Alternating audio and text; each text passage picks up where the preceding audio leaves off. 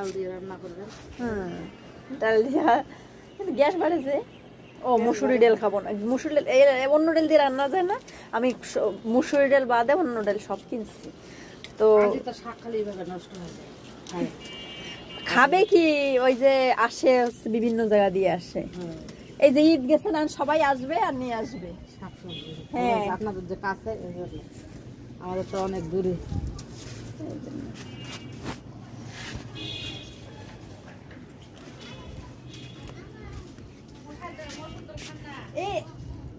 হ্যাঁ মুসুরি ডাল খাই, গ্যাস বাড়ে।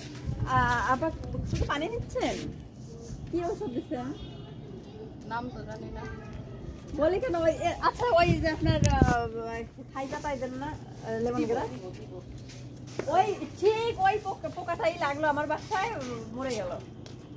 আমি তো আসলাম কালকে দিব।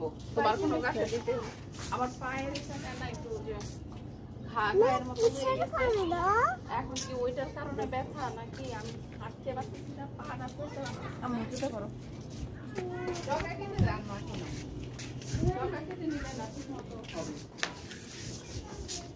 গাছ তো মাশাআল্লাহ আমার কম নাই, ফল তো নাই। মানুষের কাছে তো ফলে গাছ ভাঙিয়ে তোলা যায়, আমার ফলে হবে।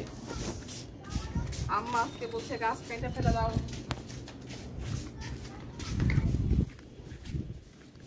কথা নেবেন না, না নেবেন নিন।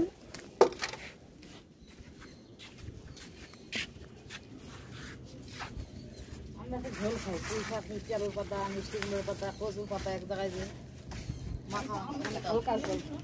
আচ্ছা আমাদের উত্তরবঙ্গের একটা রান্না আছে, ডাল দিয়ে কচু শাক রান্না করে।